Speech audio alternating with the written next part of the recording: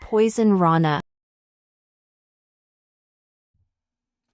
Hello. Hello, hello, hello. Braden Herrington here with Davie Portman for Poisonrana. You found us on whatever podcast app or YouTube.com. I'm almost stealing your line. YouTube.com/@PoisonRanaPod. Hello, Poisonrana Podders. Right. How we doing? That's right. Or you can go to our little landing page, poisonrana.ca, for all of the links of everything we do. Free podcast, Patreon, live events, wherever. Just go find us on that website there. Hello. It's a Sunday afternoon. We're recording this. We're live on YouTube. Hello, anyone in the chat. Feels like it's a cold day here in Toronto, but maybe a popular, busy Sunday everywhere else. I'm ready for the summer. Yeah. Like, I've had enough. You're I'm done? over it. You're tapping out? The clock's changed today. Yeah. Which means it's summer. Like, don't be waking me up early when it's fucking cold outside. Yeah. You know, once it's like, you know, like over 15 degrees outside, then I can wake up an hour earlier. Yeah. I can lose an hour's sleep. Don't do it when it's like this. So wait, it's supposed to be technically 3 p.m. right now then. So it should... Wait, we've lost an hour. We haven't gained an hour. So it's like we've moved forward. Right. So it feels like 1 p.m. But Okay, it's now gotcha. 2. It's actually 2. Okay, Yeah. So yeah. Because the way it works, it should be in summer, like summer's Yeah. better, you lose an hour. In winter's shit, but here you go. Here's an hour, So lads. do we, because I hear this conversation a lot where people are like, we don't need this anymore.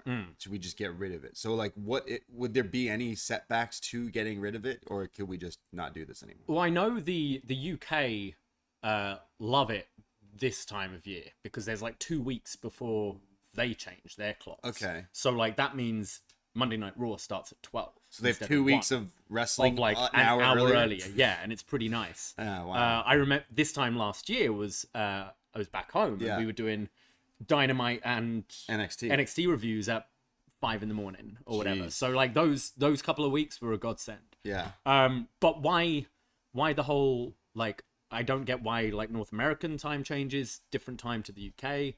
It's like it is nice having that extra hour, like waking up, Yeah. it being sunlight. It's when winter's so miserable. When you wake up, it's dark. You go to work, you come back, it's dark. Yeah. So I get it, but like, is it needed? I don't know. Because it already started to feel that way. Like I do feel like that, where I wake up, it's dark sometimes, and by the time I'm coming home, I miss, like, you know, the only sun I get is on my hour lunch break or whatever. Some days when I'm, you know, at the shoot job. So I do notice, like, the past few weeks, the last month, like, it already is a bit more sunnier in different times. So It's I'm definitely like, okay. staying sunnier later as well. I think I was feeling awful yesterday, but I knew I needed to go and pick up some food. Yeah. And I was like, you know, I should order it before it's dark. And I checked, and it was like sunset was 6:19 yesterday or something like that. So 619. Like, right, 619. Yeah, we'll talk all about him later.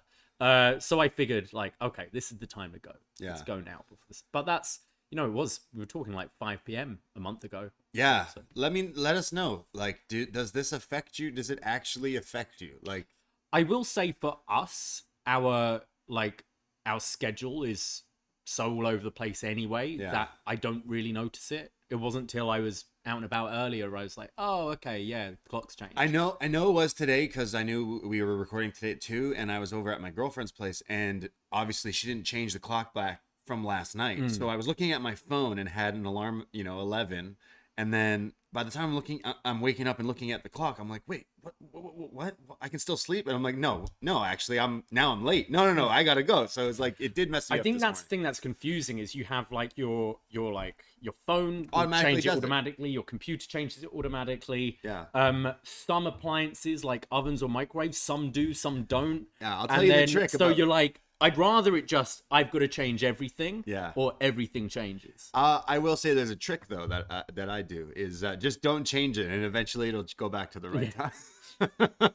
It'll eventually go back. I'm trying to work it. Yeah, so says our oven says 3 1. minutes past 1 right now. So we just gotta wait another few months, and it'll Yeah. automatically be on time. Yeah. I mean, I don't even know how to change that thing. So that one's definitely staying as it is. It'll just be that time for the rest of the time. Hey everybody, welcome to Poisonrana. We're gonna chat all about some wrestling, some graps of the week here today. We do have some things to get off our chest. Housekeeping. Yeah, again, if you are in the Toronto area, GTA area, we will be doing a 2-night What? watch party of WrestleMania downtown Toronto at Gabby's on King Street. Get your tickets now because King Street West, King Street 309. West. There are 2 Gabbies on King. Right. I don't want you showing up to the one by George Brown being like, I'm here for the wrestling. Nobody's 'Cause they going- won't yeah. have a clue what's happening. nobody wants to hang out on King East. No. 309 King Street West. That's right. Come hang out WrestleMania weekend. Again, we're going to have a fun time. 2 nights back to back of just fun wrestling fans hanging out. We're going to have wrestling music. We're going to have wrestling trivia, wrestling themed drinks. We're giving away replica title belts, toys, figures, everything wrestling. It's going to be a blast. So, poisonrana.ca. Get Tickets are starting to move. We sold $10 quite a few in the last week, so yeah, it's $10 for one ticket or 15 for both nights. Yeah. So there you go. Boom shakalaka. don't leave it to the last minute. You don't want to be stood right at the back struggling to see a screen. Get in there early. It will happen. It happened last year where I was like, this is gonna fill, and people showed up as the first match is happening. Like, oh, where can I sit? I don't know. Should have showed up. Luckily, we've got a lot of screens at Gabby's. I think Yeah. we've got 10 inside, and we've even got a heated patio, which is covered for overflow with 2 screens out there. So there are plenty of opportunities, and we're working on trying to put up a projector as well. Yeah. So you should be able to see wherever you are, but don't risk it, guys. Yeah, it's going to be a blast. So if you are in the Toronto area, that will be the place to be for WrestleMania, April 1st and 2nd. So can't wait to see your faces. We're seeing some of the names who are buying the tickets. You can see the name of people who buys it. I saw an Eric Marcotte. Coming all the way from Sudbury. Yeah. I have a feeling we're offering him our couch again. I have already. Well, the blow up mattress. Oh yeah, he gets a step up. Now. Got to give that a bit of a clean though. So if Brandon from New Jersey shows up, because he's been telling us that he might, especially now that Eric's coming, he can sit on the couch that he broke. Break it even more. Yeah, this time we'll have to charge him for doing laundry though. Yes, yeah. Our hydro bill was big that week. Brandon. Guy was in Toronto for 3 days and did laundry like 8 times. He did more laundry than I think Braden's ever done. Yeah, it's like what the hell, dude. We still have his loofah here. Oh yeah. No, I threw it out. Oh, that's strange. Yeah. So that'll be a fun weekend. If you are in the Toronto area, we also have some other things going on. The week before that, March 26th, Sunday, we'll be at the Awesome Toy Show. What? Which is pretty crazy. The Awesome Toy Show is going to have some wrestlers there, some Impact people. They're going to have Chris Van Vliet, who's going to be doing this like Q&A. Hopefully we get to chat with him a little bit there. And then there's just lots of different toys and stuff. And I know I'm definitely going to be going around looking for some rare Transformers or Turtles for sure. But there's going to be a little wrestling section that we've been invited to. There's going to be other wrestling podcasts and other wrestling memorabilia and stuff like that. But we're going to do a 2K23 tournament. Yeah. And this has snowballed into now it's serious because there's like cash prizes, real prizes. And this makes people who don't give a shit about 2K now wanting to play 2K. I think we're really going to have to look at the schematics. The schematics, the kind of these, we talked about the ratings, the 2K ratings on Poisonrana just the other week. Yeah. I think we're going to have to look and find, 16 very similarly rated wrestlers to be played as in this. Because it's not going to be fair if you're, Roman Reigns taking on Akira Tozawa. Yeah. So we're going to have to do Roman's some the odd research job. for that. Roman's odd job, I think. Like 99. So I don't know if we do like tournament mode or whether we just have maybe Roman Brock and everyone plays as Roman and Brock or something like that. Yeah. I think we're gonna have Although to. I have seen that match far too many times already. No, never enough. Yeah, I feel like we're gonna have to set them up individually to make sure it's like just the same match each time. Yeah, or something like that. Yeah. Brock. That's the fairest, probably. Brock is lower than him. It's good to. I always like when I'm playing these games. I like having someone with a running finisher, like a spear that you can just hit out of nowhere. Our secrets, bro. And a standing finisher, like just front on. I don't like. As cool as some of the like corner moves are, they're really hard to set up. I find when I'm playing. Yeah. So got to pick wisely. People are serious though. Some people have already asked, like, can I bring my own controllers? It's like, whoa, we didn't know what we were getting into, but we're excited because someone's walking away. I know someone there's gonna go. It's on PS4. Yeah, for sure. Sorry, bring your own PS5. Yeah, bring your own PS5 and the game. Chris Leone in the chat right now is saying we should have a 16-person 2K tournament with all of Albert's gimmicks. I think we could do a 32-man tournament for that one. Yeah, absolutely. There's definitely more than 16, but I'd want a G1 style tournament of Albert's gimmicks. He's probably been in a G1 at some point. Giant Bernard. Exactly. Yeah, he's been in a G1. Yeah, so we're doing a 2K tournament. We're actually really hyped because the game's coming out next week, and we like to play sometimes. It looks cool. I've seen some footage. During the pandemic, we were streaming a lot, but we haven't in quite a while. I will say, B Detroit, host of What Up Doe, which they just dropped a new one on this very feed. He has been mentioning that he's going to get the new game and possibly do some streaming as well, maybe even in the Poisonrana Twitch or the Facebook group and stuff. So look for that if you're into that kind of thing. But we will be doing this tournament. I think I'll document it in some way too. So we'll get some footage of this. I think so. I think both the watch parties and the Awesome Toy Show, we need to do our own video diary. Yeah, exactly. In landscape though. Yeah, absolutely. Yeah, I'm better than that. Yeah, I can do that. We'll be doing that. We'll be doing some fun things with the tournaments and stuff like that. I guess we won't be having a Fight Forever tournament anytime soon. Yeah, so Tony Khan said that's been completed now. The game? I believe so. Wait Forever. So, Wait Forever, AEW. It should still be coming out sometime this year, but man, I thought, wasn't it originally slated for like December of last year or something? Yeah. People have had this pre-ordered for like from time, so that's pretty crazy. We'll certainly be getting it. Joey Janela won't know. Yeah, he had a great tweet just promoting 2K23. I think they're gonna want to separate it from when this game is released, so that it gives makes it sense. some time, so that when people shit on it, it'll at least be not close to comparing to WWE 2K, which it still will. Do a like August release, something like that. Yeah, there you go. Yeah. I keep telling people I'm gonna get it on the Switch, and everyone just laughs at me. Why? I don't know. Apparently, the Switch sucks for wrestling games. Like I used to have on the Wii. Yeah. I got one of the 2K games, and they don't play quite as well. Yeah. I love the Switch, but I don't know if it's it's not really. I feel like they make these games for PlayStation, Xbox, and then it's like, we'll kind of try and dumb it down. I think so too. Yeah.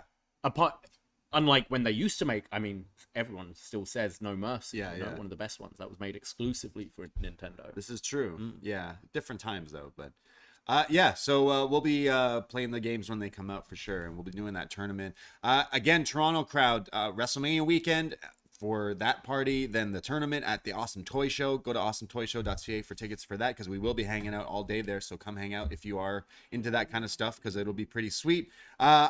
Going forward into April, we will be at Demand Lucha, because Commander's going to take on Gringo Loco, who was just back in our neck of the woods in Montreal last night. Looks like he tore the house down with Speedball. So that looking forward to. There is GCW. Is that next weekend? Next Sunday. Next weekend here in Toronto. Let us know if anyone's going to that. It's sold out and we didn't get tickets. We're supposed to hopefully be doing some interviews. Maybe we'll weasel our way in or somehow, some way, but we will be there some way, shape, or form. Someone at John Pollock for me and ask him to give me a ticket. So we will be going to that hopefully, and can't wait for that. I'm glad that they sold out. They're at the Opera House in Toronto, and that's going to be a blast. And I'm just stoked for wrestling and wrestling fans getting to go out and do stuff all over again. So looking forward to that. And I think that's all for I can't remember what else we're trying to plug. We put up a bunch of shows on the feed last week. You've already mentioned What Up Doe with Sino and B Detroit. I'm about halfway through the show right now, right into The Last of Us talk. Can't wait for the finale tonight against the Oscars. Yeah. But also, I put up an interview I had with local Toronto wrestler Jesse V, who works for Superkicked and a bunch of promotions in the Northeast, kind of just talking about how he got into wrestling, some of his favorite matches, and he's going to be having a ladder match for the Superkicked Championship against Jake something. Now, normally when you think of ladder matches, you think of kind of, small, high-flying guys. Yeah. These are two big lads having a ladder match in Toronto on St. Patrick's Day. Yeah. So that was a cool chat with Jesse V, so check that out. That's on this very feed. And then we've got a few shows that we had, as well as Shot in the Dark, with Cino running through everything in the world of wrestling. I think he's going to have an aneurysm soon with this announcement of another hour of wrestling from AEW, which we'll get into later. But Cino is the man. Covering everything, ROH, Dark, Elevation, Level Up, all the shows you might kind of want to know what's going on, but don't have the time to watch. Cino's your man. Yeah, he'll cover everything, even Women of Wrestling, which a new champion was crowned at the LA Comic-Con. Shocking the world. Wow. The pink prophecy has come true. WoW has been It's about time, to be honest. WoW is secretly one of my favorite shows, and I know Cino watches it, but I know he talks about it on Shot in the Dark, but I secretly think he likes it just as much as I do too. Right. So love me some WoW. Let me know if you watch WoW. Who do you love from WoW? Because I kind of want to interview some people from there, specifically David McLean, who's basically like the host and does so much behind the scenes. I've been watching it. I'm super getting into it, so I'm loving it right now. WoW is one of my favorite. Of all the people in the Women of Wrestling show you want to interview, I want to interview the man. No, because he's been doing it for a long time and basically helps put it together. I do want to interview. I'm trying to think of who I love from. I love Coach Campanelli. She's my favorite. They just lost the tag. They won the titles and it was the big moment, and then they lost them right away the next week after at the Comic-Con as well. So I was pretty sad at that, but. There's some names in there that I'm watching. Jasmine Allure is on there, but she goes by something else. And she's a name to watch just full stop in wrestling. I could see her being signed to WWE and probably by the end of this year because she has shown up there as well. But love me some WoW. Would recommend everyone watching it. And then we've got a bunch of stuff on our Patreon. We've just in the last couple of weeks released our Black Mirror review with Chris Elliott, looking at episodes 1 and 2. And then last week we were joined by Greg Clark, all the way over from Scotland, to talk about Tango and Cash, one of his favorite films of all time. Look, we do this podcast for our high tier patrons where they get to pick stuff. It's a whole fun thing. Our book club of watching stuff, reviewing it, and if you know, if you're in the loop. But we let people pick stuff. People pick some wrestling. We're going to be chatting about 2 weeks of WrestleMania going forward with those picks. But people like to pick movies that they like. Sometimes they're good movies. Sometimes they're not so good movies. I'm looking at you, Brandon from New Jersey. But Greg picked a movie that he last time he picked an ICW wrestling event. This time he picked Tango and Cash. So we reviewed the movie. Kurt Russell, Sylvester Stallone. It's free online on the Internet Archive website, just saying. But as soon as we mentioned this, some people's ears perked up and we're like, no, I love that movie. Whereas me and you have never even seen this movie until now. So me and you review this movie. We go FUBAR, beyond recognition. But then we chat to Greg, who reveals the fact that when we ask people, hey, why did you pick this? He gives possibly one of the best answers because he may be, in fact, one of the biggest Tango and Cash fans on this planet. Legit. And find out why when you listen to that show, which is available now. So yeah, if you like Tango and Cash, that's the podcast for you. But if movies aren't for you, we do dive heavily into the world of wrestling on our Patreon. It is WrestleMania season, so we will be talking about 2 WrestleManias coming up, starting with WrestleMania 11. We'll be joined by, CEO, family member, executive producer John Cena Evil, to talk about WrestleMania 11. And then we'll be joined the following week by Jake from the Windy City to talk about WrestleMania 19 as we come up to the 20th anniversary of, in my opinion, one of the greatest WrestleManias ever. Absolutely, for sure. So we got some big WrestleMania weeks going forward as we go into WrestleMania season this year. So yeah, if you're someone who maybe never seen these shows, go watch them. If you have, go watch them and give us some feedback on them. We'll read them on the shows in the next coming weeks. But yeah, patreon.com/Poisonrana. It's only $5 a month to access everything that comes out in the next month, but you also get access to everything in that back catalog. So many shows. And we may have a little surprise drop in on St. Patrick's Day. Yes. If you know, you know. You may know.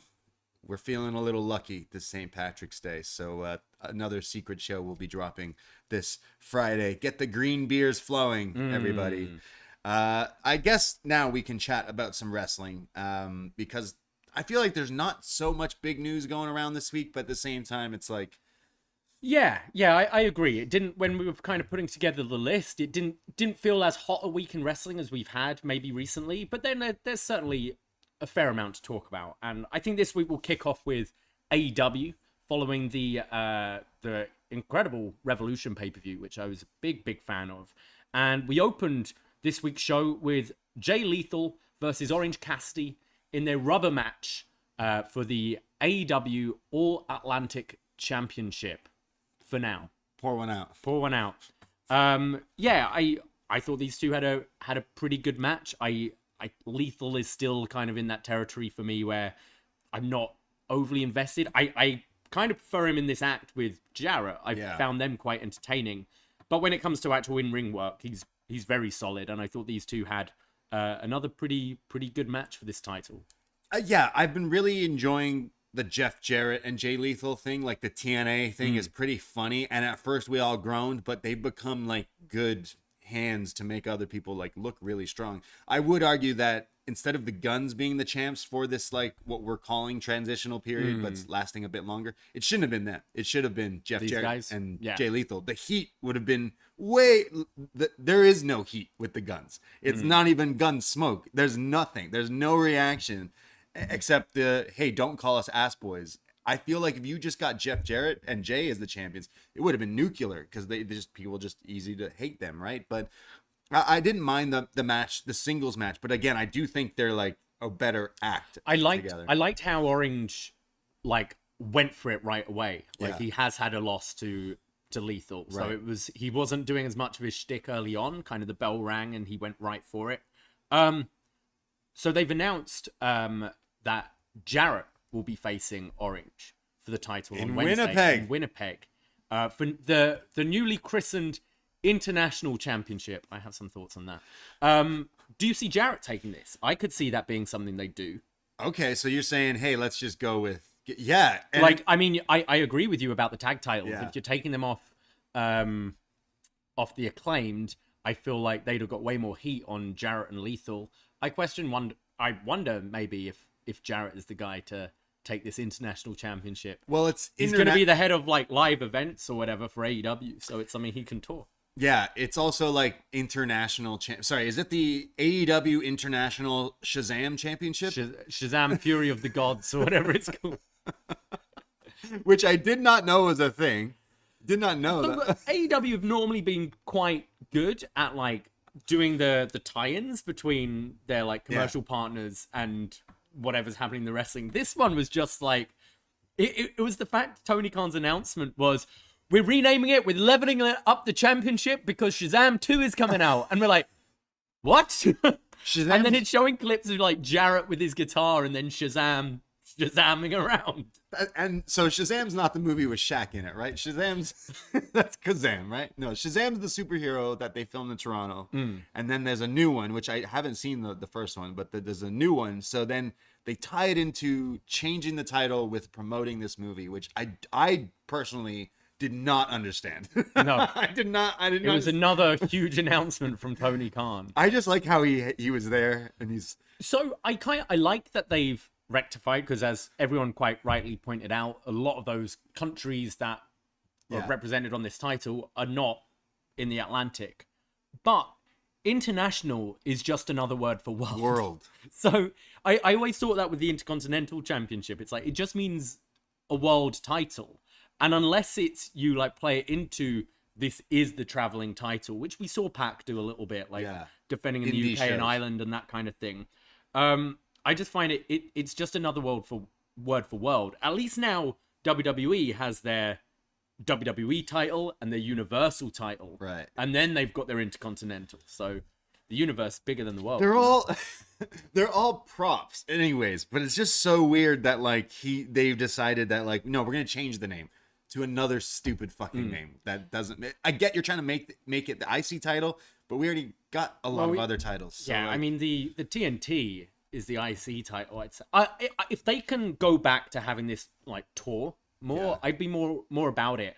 Defending against more like off roster people. You want your King of the Indies title is what this should be, right? Exactly. Like, It's you can have a tie-in at all these indie promotions, and you can have this championship defended, and we can show a clip on TV and refer to the YouTube or whatever to watch the match. I think that's where this title would work, and that's kind of where it started off as.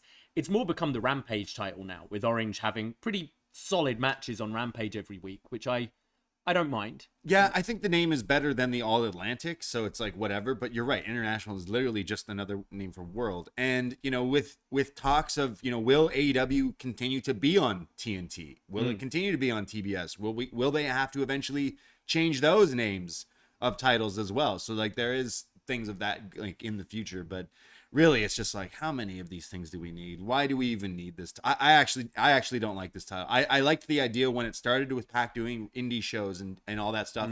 It makes total sense.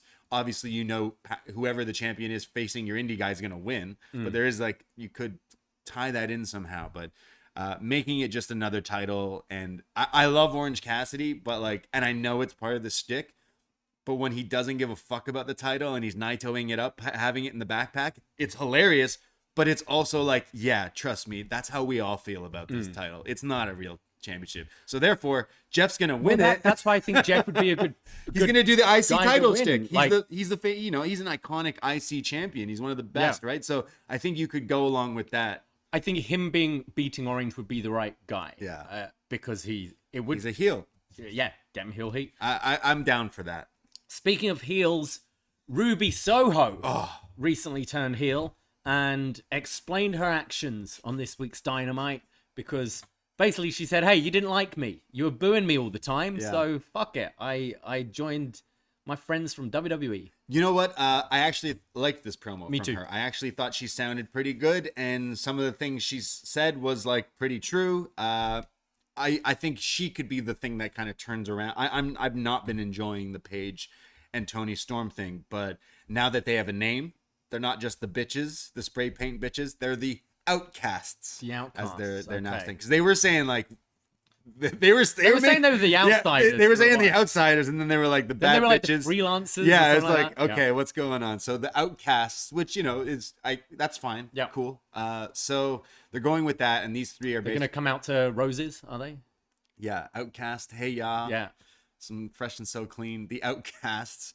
There's three of them. Obviously, they're gonna go feud with AEW, like homegrown talent. You were saying for a while that you could see this going towards like a Blood and Guts or a Stampede or whatever. Interesting. She name dropped Statlander, I thought, which could be like a potential tease. Like, she's been out quite a while. I imagine she's gonna be back within the next few months. So Statlander being on like the AEW side makes a whole lot of sense. Yeah. To like bolster their team, and then I wonder if these Outcasts get a fourth or a fifth. True, yeah. Other WWE, Athena's probably the main one, like right? WWE like spin-off ones, but yeah, not been super into Saraya since coming here, but this could potentially turn around. I think Ruby delivered a solid promo. I think they need to stop doing the spray paint bit and maybe find something else. There's another way you can do that. Like, I know that the Beautiful People used to do similar shit with the bags. Well, it's all just very... We've seen it before. Yeah. Nothing's been original with this group. Even like they started off calling themselves the Outsiders, for fuck's sake. Yeah. You know, like, and then doing the NWO spray paint gimmick and the green and black being like, DX we colors. came over from the other company. And I need a bit more originality from it. I did think Ruby's promo made sense, like her justifications. Yeah. And I thought this was the best she sounded. I think she's one who overacts quite a lot. And people came out of a DDT and she's like, oh my god, what? But here I thought she balanced it perfectly, and it was definitely maybe the most interesting this group has been since its inception. Yeah, so going forward, hopefully they can work. I do think like an Anarchy in the Arena or Blood and Guts or whatever you're doing with the multi-person, I think it could be interesting and pretty good and pretty violent and fun and stuff like that. Conception, not Inception. I know Jesse would be at me for that. Right, yeah. I'm cool with that. I like Ruby here. It's just funny that their gimmick is like, yeah, we're WWE. It's like, yo, all you did was shit on WWE. Yeah. That's why you're not there. We heard you on Renee and Chris Jericho's podcast multiple times. We know that you don't like them. So if that's the case, why don't you just go back? Charlotte needs more people to beat. Come on, Ruby, go back, Tony. I'd say until now, Ruby did as much, if not more, in WWE than she has in AEW. Oh, like, obviously. Right? She was on TV every week. She had the Riot Squad. She had, not pay-per-view main events, but she was featured fairly regularly. Right, yeah. And, yeah. I'm a fan. I like Ruby, so I'm a fan. So I do want to see this kind of work, but so far, this was the best thing so far from the Outcasts. But yeah. And then, speaking of heel turns, we had the Blackpool Combat Club seemingly officially turn heel this week. Is it officially? I think so. Right? I think so. This week going forward on Wednesday in Canada, they're bringing back Stu Grayson. And that must be his deal. Hey, you can work only when we're in Canada. So it's Uno, Stu, and Hangman versus the Blackpool Combat Club guys.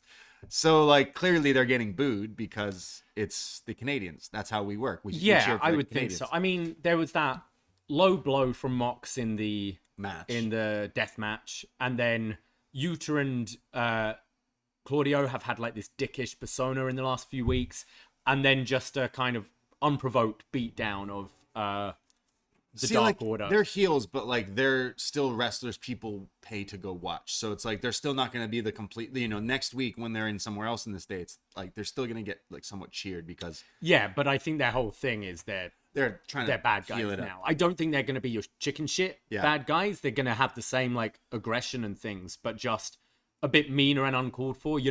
Holding on to a submission after the bell goes, post match attacks, that kind of thing.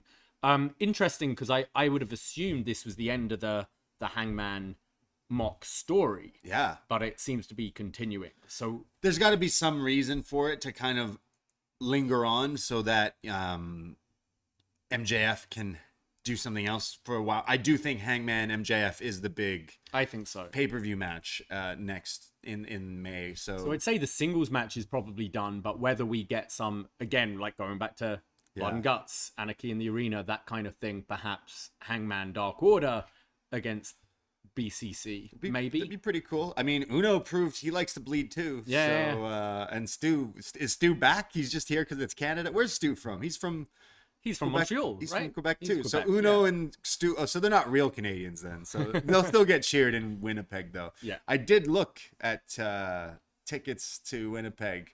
A flight and a hotel, $300. What do you say? We going? No, with this card. No. No.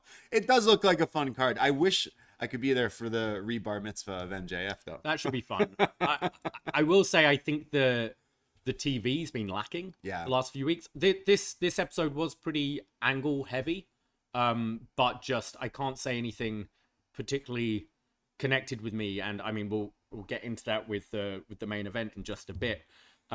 But while we're on the subject of Blackpool Combat Club, Bryan Danielson, who seems pretty much removed from this group now, like we saw that in the feud with MJF, still references to Regal and things, but very much removed from the other three. Cutting a promo post-match. I'm going home. That says MJF was right. He says, I couldn't feel my arms when I was in that hold, and I thought what he was saying about how I'm being selfish and my wife and my kids, so that's why I tapped. And I liked that because I did see and hear some criticism of Danielson tapping. People were like, no, he should have just passed out or whatever. Danielson isn't the one to tap. But I think he brought logic to it with, like I started to realize I couldn't feel parts of my body, and MJF was right. He had me beat, and I love my kids and my family. So I don't see this as his retirement. No. But I think he's probably going away for a little bit. He'll come back in a few weeks, I think. Come back.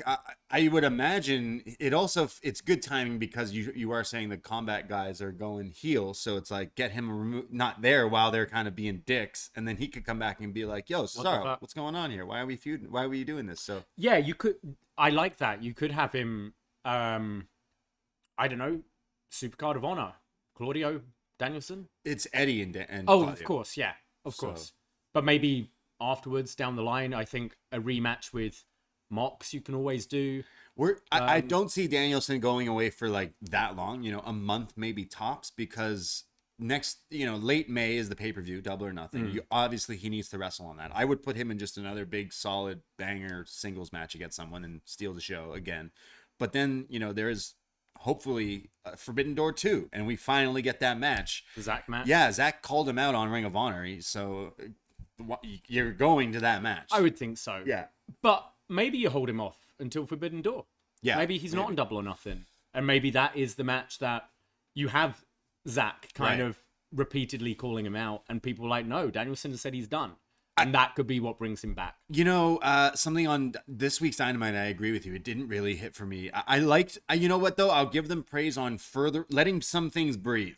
Because sometimes they don't do that. They don't present interviews a lot. So letting Ruby talk, letting Danielson, even in the promo after the match, like, clear the story a bit. It's something and the MJF one sold the match way more than an in-ring segment. Exactly. Sometimes they need to do that, and I totally understand that. It's a breather, hangover kind of episode. But some of the other stuff like didn't quite like hit for me on this episode. But then promoting like Danielson going away, cool. But Ricky Starks gets attacked by someone in the Bullet Club, right?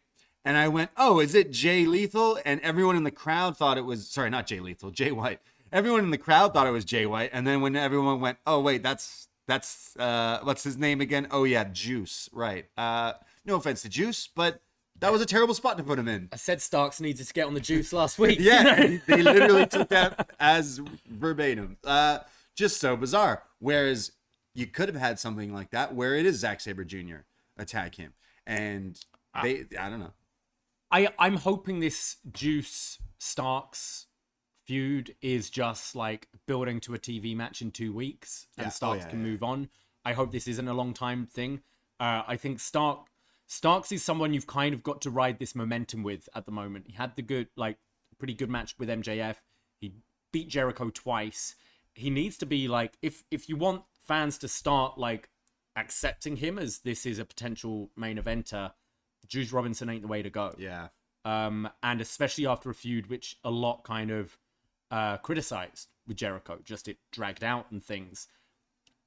This isn't helping. No. This is such a again, no disrespect to Juice. It's just this isn't a spot to be putting Ricky in, and just no real explanation here. You flash the Bullet Club logo, and then he shows up.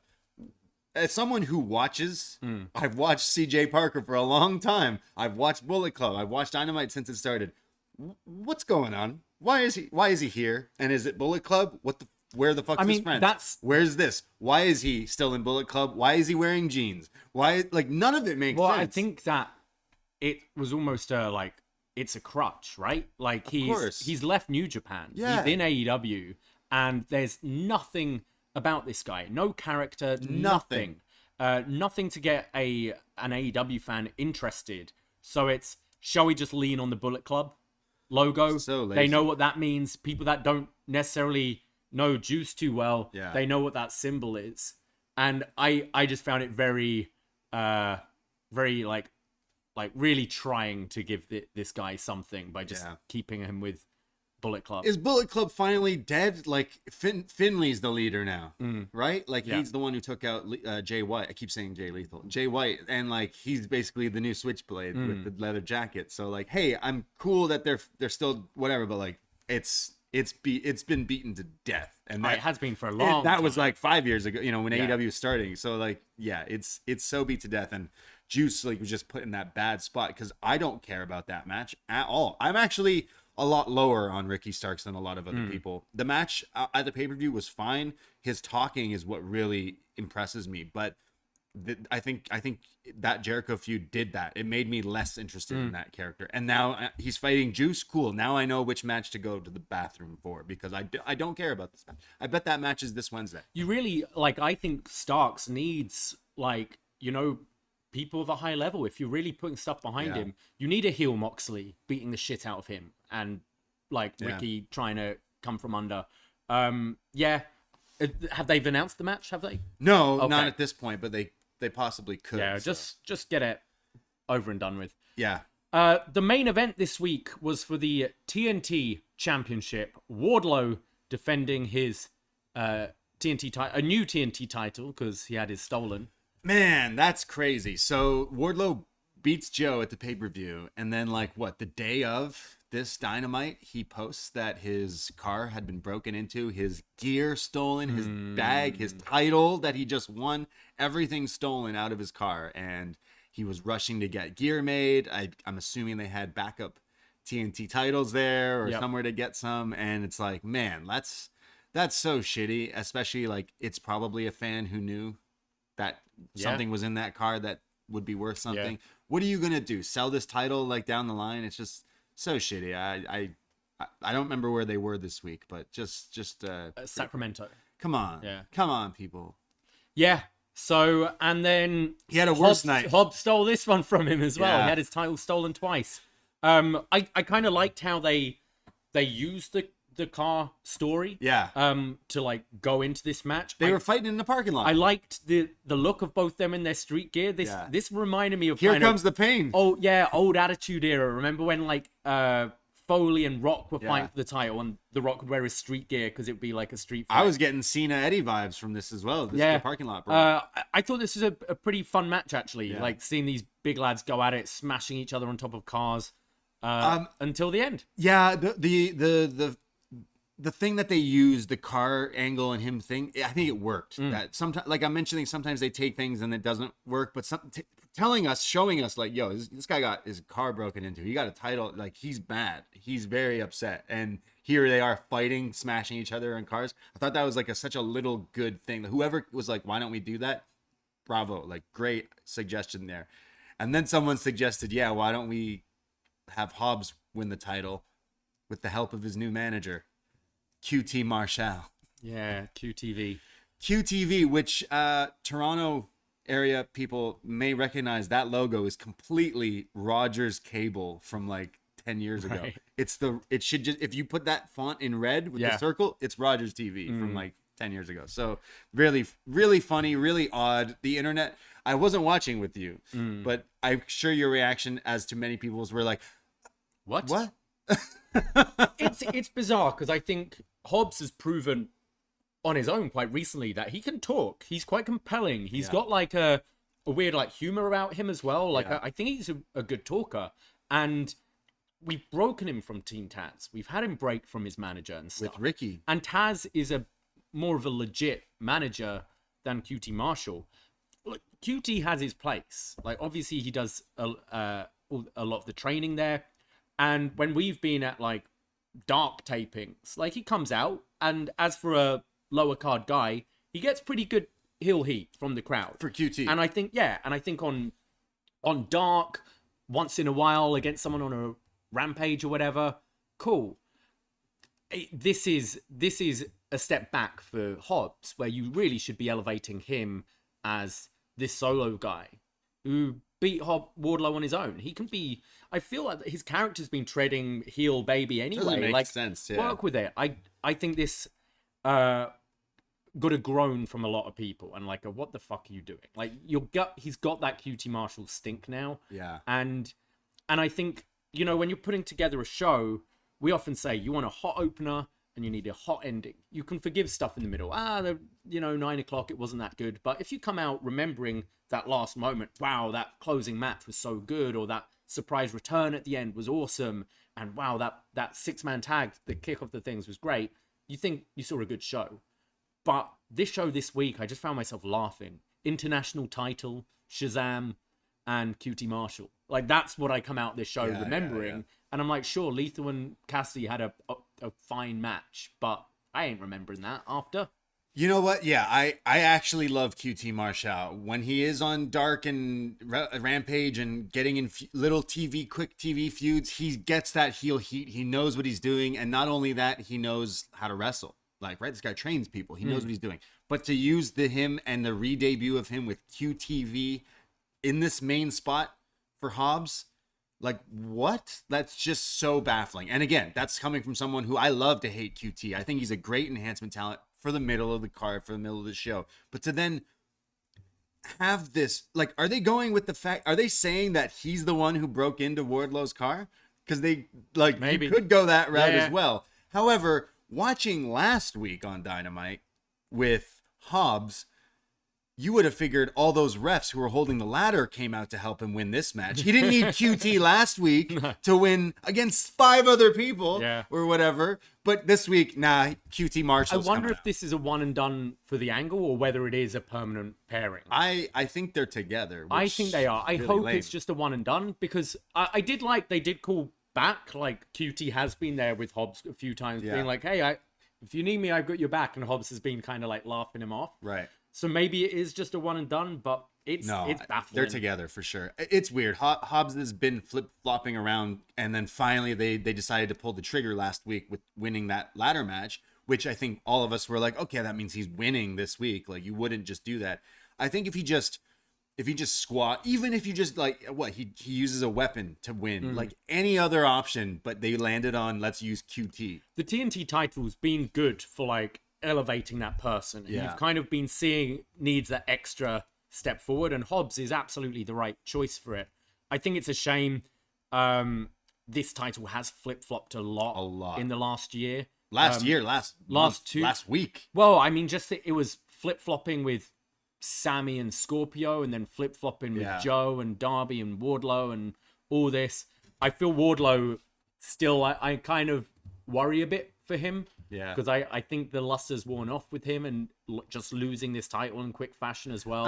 It's just weird. To enter a feud with QT Marshall. Yeah, it's just weird. Like, Hobbs was finally going to find the groove, and they decided, let's go with QTV, which, like, that, no, I'm not into that. Again, and I like both maybe these guys. QTV's bought the rights to make the TV adaptation of the Book of Hobbs. The Book of Hobbs coming soon. It's a QTV, a streaming service for you. I guess we'll have to see it play out, but just like, man, come on. Why? This was what we're going. This is what you ended the show with. Like, it's showing that they were hurting for stars on that show. I did not like this week's Dynamite, and I thought that was a really head scratching moment of just like, why couldn't Hobbs just win on his own?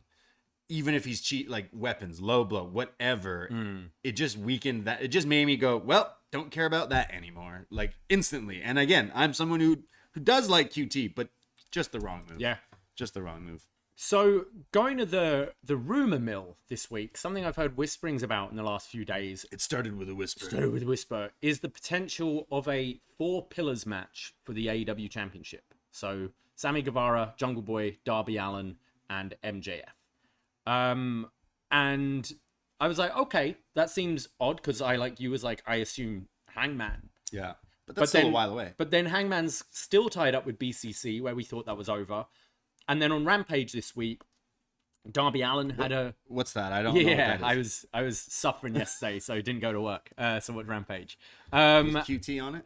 And Darby Allin had a video promo kind of saying he's going to go out with a blaze or something like that, and was kind of hinting at perhaps going for a title. And Jungle Boy clearly stated, I'm going for gold. Okay. So that's 2 people who... Sami, we don't know where he is. He's kind of just been doing his JAS stuff. Blogging. But maybe that is a match we're going to. And it could be a potential holdover title defense for MJF before we move into some bigger stuff potentially. That sounds great. I love all 4 of those guys, and you know they literally have been the pillars. Looking at it now, MJF definitely steps above, streets ahead, all these other people. But I mean, this Wednesday they're doing the Rebar Mitzvah thing, which sounds so great, and they could easily, have him say something about how he is. He has said it already. There is no 4 pillars. I'm the pillar of AEW. It's me. I'm the homegrown talent. I'm the one who became a star. I'm the one who became a champ.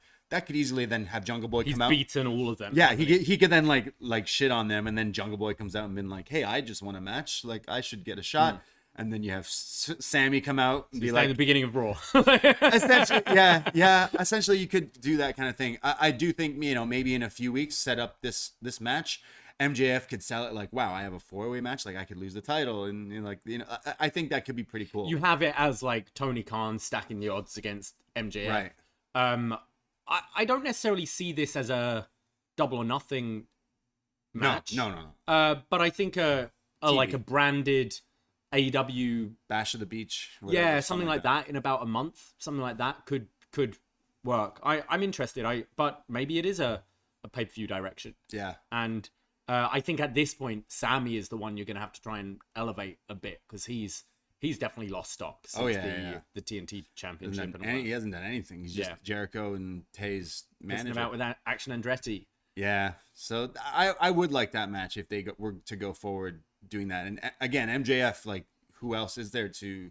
We're recording this Sunday, but they have promoted this Bar Mitzvah thing, which is... I was explaining to you, there's a popular, famous Drake music video where he redid his bar mitzvah for the video. I have a feeling there's going to be... Nice. He's already quoted Drake a few times. I'm like, there's definitely something there. You have strippers there, like his... He did at his actual... Yeah, exactly. And I think they've shown him on the graphic where it's like... Have you seen the pictures? Yeah, oh my young God. MJF. He also, this was from 2009, he also used the WWE logo upside down and said it was Max's, so it's the WWE logo, and he said that he created the upside down, but because of respect for the certain person, he won't sue. Okay. Meaning the Miz, the obviously. Miz, yeah. That could be awesome, but yeah, someone's gonna interrupt him and say, no, stop the bar mitzvah thing. Do people actually get bar mitzvahed?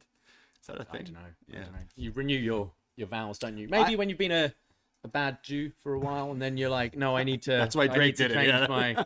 my ways, and I am definitely not the right person to even ask this question, but I will. Is MJF the greatest Jewish wrestler of all time? He's having a bar mitzvah on TV. He's worn a Hanukkah suit on TV. I mean, it's him or Goldberg. Exactly. It's him or Goldberg. But, has Goldberg ever had a bar mitzvah? Goldberg's never spoken as proudly about his religion as MJF has. One of my best friends is super Jewish. And I asked him this question the other day. And he went, Goldberg, dude, come on. And I went, MJF announced a bar mitzvah. And he went, well, maybe you're right. So I don't know. Again, I'm not the right person, but I'm asking the right questions. At Poisonrana Pod. Yeah, I just think he's the guy. He's the man. I mean, Heyman's the greatest wrestling personality. Yeah, he's not a wrestler, though. But not a wrestler. Yeah, exactly. Yeah. Interesting. Yeah, I'm bringing up the big facts on the show. I'm excited for the bar mitzvah. A couple more AEW things before we move on. Brian Cage's contract is coming to an end. There's talks that he doesn't want to re-sign. He wants to explore free agency. But then there's the stuff with injury time being tacked on. I would argue if I was him, hey, I served that the 9 months you weren't using me when I was healthy. But yeah, this doesn't really come to much of a surprise for me. He hasn't done a great deal in AEW. Yeah, the dude's a great wrestler. He looks like a wrestler when you see him. He stands out in an airport kind of thing, and he puts on really good matches. I actually really like his matches, especially the past. He's had some TV ones. Danielson, that one was awesome. But he's always struggled with you're the creator wrestler. You're legit. Why are you power bombing someone 3 times? Brock Lesnar powerbomb 3, and then hitting a 619. You're like when I was 13, I created a wrestler. You're going to be jacked, but you're also going to do 450s, which is shooting stars. Great on the indies. Yeah. If it was WWE, he's not going to be able to do a lot of his stuff. Exactly. He won't be, and maybe that could be good for him because he is doing a bit too much. They ain't going to let him do a 619. They ain't going to let him do an F5. A lot of his stuff, he wouldn't be allowed to do the F5, 619, the drill claw.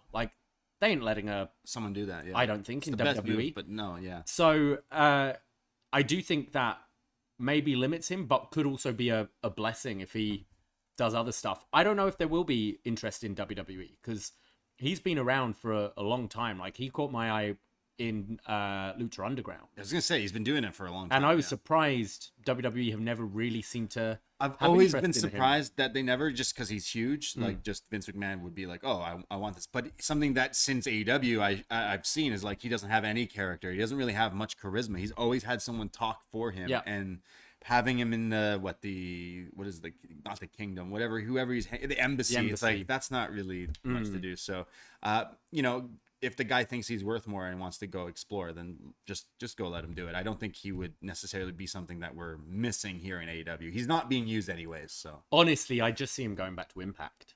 And that's really go for it. Yeah, why not? Which seems to be, I don't know. Are we seeing Scorpio Sky show up there soon? Yeah, that's where disgruntled AEW superstars go. That's now? what Impact's always been, and what it's gonna continue to be. So yeah, but yeah, I can't see him fitting in WWE at this point. I don't. Who does he feud with? Like maybe have him in a, like, you'd need him with a manager of some sort, wouldn't you?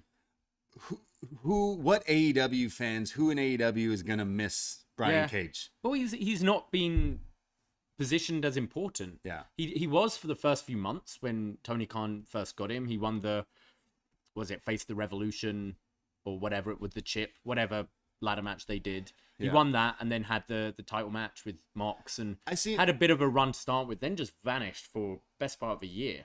He could go back to doing those Marvel matches for AAA. They got a TV show or something, right? But I don't know. WWE also drug tests? Yeah, I mean that's another thing. Like, look at the guy. I mean, look at the guy.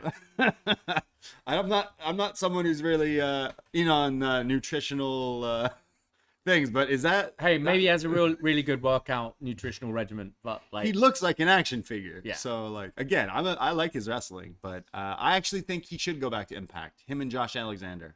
Yeah. Be pretty good. Do it. Absolutely. All right. Next up, we have reports that there could possibly be another hour of AEW television wrestling content added. The rumor is a 6:05 p.m. time slot on a Saturday night, and AEW recently trademarked AEW Collision.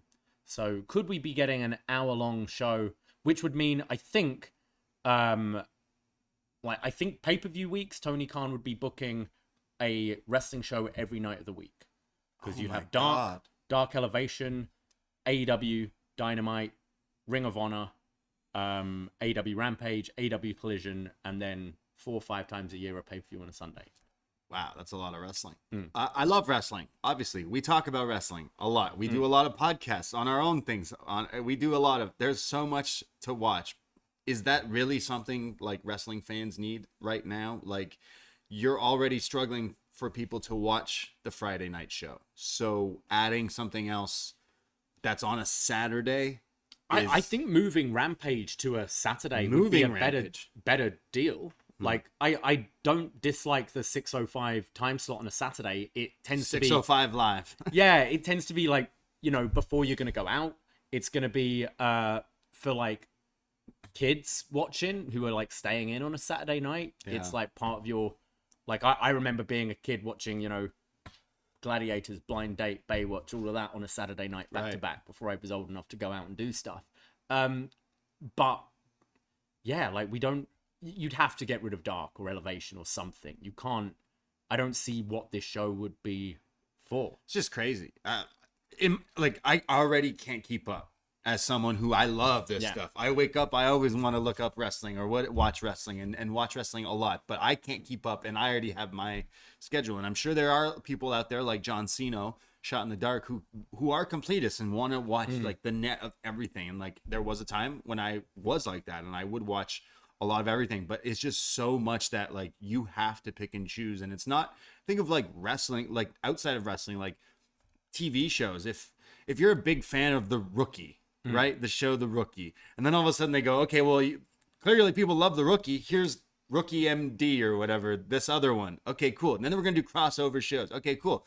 It's not like they're then like, you know what? We need The Rookie NY. Okay, when's it airing? The other day. Okay, so you want me to watch The Rookie this, then The Rookie. How much Rookie am I going to watch in 1 week? Like, guys, like, I love The Rookie, but like, you're pushing it here. So it's the same way with like, yo, I fucking love wrestling. I love wrestling. So but what? How am I supposed to? I think, and this is what I said about the All Access show. I think All Access airing immediately after Dynamite is a bad idea, because the idea of this show to me is to attract new people, like A Drive to Survive has done for F1, like Total Divas did for WWE. Sure. And maybe you have a different type of show in a different time slot where you are attracting people. Maybe have it aimed more at kids. You know, like a Saturday morning slam. Maybe that's your thing. Like, you're not doing the blood and the swearing. Danielson's going to go on and talk about wrestling a bear. Yeah. Roll into a ball. But maybe that's something you do. So you're trying to build a younger audience. Like, that's when I used to... My main wrestling that I watched was Sunday Night Heat and Superstars. Yeah. Because they were at more kid-friendly times. And I got it in, and you had the little highlights of Raw and SmackDown in there. Or maybe an all-women show. I don't think just having another Rampage is going to do anything for them. Okay, well, you say the time is there. There's rumors that it's a Saturday, right? Like they do pay-per-views on the Saturdays, and the pre-show always starts at 7. So would that not be like a Sunday Night Heat kind of thing, right? Kind of thing. Yeah. And other weeks it could be highlights of something. Like I'll say, as someone who, anyone who's a wrestling fan, you have friends who are like, "Oh, you like that wrestling stuff? Like, what is it? How do I get into it?" Stuff like that. I'll say AEW is terrible at trying to get new people to watch, because I can't say how many times someone has asked me to link them some good wrestling from AEW, and I can't, because they do not put up full matches. However, WWE's YouTube, they're in like Shawn Michaels, Kurt Angle from WrestleMania 21. They uploaded. It's got like 8 million views. Wonder in like how a much day. Of that is Turner though. There's something that's not connecting there. Whereas the 1 hour extra show could be like what New Japan was doing with Access and stuff for a while, which in the end helped them get a lot of like a highlight show. Yeah. Hey, look, you may have not watched Hangman and Mox from, I mean, maybe not. That's not the best. The Fork match is probably not the best one to put on TV. But like, hey, maybe you haven't watched this Iron Man match. Well, we're gonna air it in entirety on this episode, or like do stuff like that like can attract people back to your show. A highlight show. I agree. They definitely need to do something different, and I think that the time slot could help getting new people. Yeah. I would say the good thing is you mentioned earlier, if they ever move off Turner, that doesn't look like that's happening. Like they're putting a lot into this company, which is great. They're giving them the reality show. They're giving them an extra hour. Won't give them Ring of Honor, though. Yeah. Well, they like this brand, don't they? They like this brand, AEW. So I don't see it moving networks anytime soon. They seem pretty committed to it, which is a good sign. Yeah. I'm all for this company getting bigger and better, but like they need to like work on what they've already got going on before they can do other things. I think Rampage is in a good spot because those people who, I think of us, if we have a Friday night off and we're like, hey, let's watch SmackDown before we like go out and meet up with friends, there's a potential that we're like, should we watch a little bit of Rampage? Oh, okay. Oh, wait, what's the main event? The Bucks are facing who? All right, we'll watch Rampage and then we'll like get out of here, which I think a lot of people just watch because they're already watching SmackDown. So like it is. I loved it during the pandemic when I wasn't doing anything. Friday night, I'm staying in, I'm watching SmackDown and then Rampage. I have not watched Rampage in a very long time, but I think that if you had that Sunday night or Saturday night heat spot type show where, hey, it can have some good wrestling sometimes and some dark matches or whatever, but also be used as like a vessel to promote everything else that's going on. AEW is not like WWE. You tune in on Monday Night Raw at 9:30, they'll make sure you know what happened throughout the show. They'll be like, hey, this happened, this happened, this happened. They'll hit you over the head with it. AEW doesn't really do that, which could be seen as they like to move things at a really fast pace, but also like slow it down and let people like breathe in and take in. Not everyone's, smart fans that know everything and know who. I that's where they suck, because someone tuned in on Wednesday and went, oh, this Hobbs guy looks good. This Wardlow's guy's huge. QT Marshall. Oh, who's that guy? It's great. Yeah. And then they realize, oh no, this is not good. So like there needs to be a better way to promote. And I think a Sunday night heat type show would be the right way. So Collision. Yeah. Any other AEW thoughts before we move on? I will say, like, I think the Ring of Honor thing is something's like a miss there, because it still has that like look of AEW. Like it still feels like I already don't watch AEW Dark or Elevation. So, Zack Sabre Jr.'s on it. Okay, that has my interest. So it's like you got to cherry pick, which I don't think today's age, like I don't know the numbers of this so I'm far. not paying for it. Yeah. Like I do pay for the pay-per-views. Of course. I think unlike Cody Rhodes, apparently. Yeah. Yeah. Well, he just wanted to watch the Ricky match, so he wasn't going to pay for it. I don't think he should have said that. Yeah, I know. That's pretty funny. People don't know what we're talking about. In an interview, he said that he found a pirate copy of Revolution to watch Ricky Starks. What did he do? Just Google how to watch wrestling? Yeah. I think he said he got sent a link. So maybe Ricky Starks sent him the link. Want to watch my match? Yeah, I think if the pay-per-views were part of this package, like I'd probably just be subscribed and let it roll over and check it out every now and then. We've already said there's so much going on. You're not taking another $10 from me. No. Sorry. Yeah.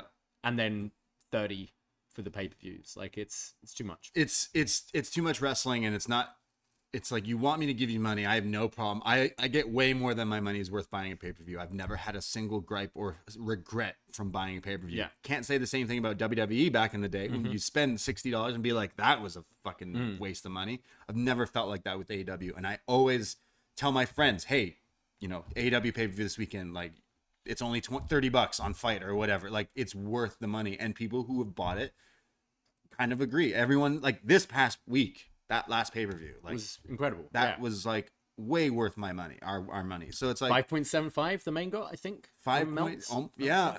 Well, because it was going to be 6.75, but he threw the tequila drink at a kid, and he said that's going to deduct a star point, and it did. So yeah. Highest match for MJF and Danielson, according to Wrestling Observer, of course. But yeah, I have no problem paying for their pay-per-views, but to pay for a show that I don't even really want to watch is sorry, I just can't do it. I won't even watch your Rampage already. So like, it's tough. Too much wrestling is like, can be too much. And I guess they're making money and it's a train that's going. So they're like, we need to capitalize on this. But I'm speaking for myself, obviously, but like, it's too much. Like you cannot, how am I supposed to watch this and The Rookie? So like, which I don't watch, but I should. You need to catch up on Succession as well. That's coming back. Yeah, I do. Yeah. Let's move on. There was a bit of news in WWE this week that I've had quite a few non-wrestling fans ask me about, and I know you were on the radio the other day. I was. Yeah.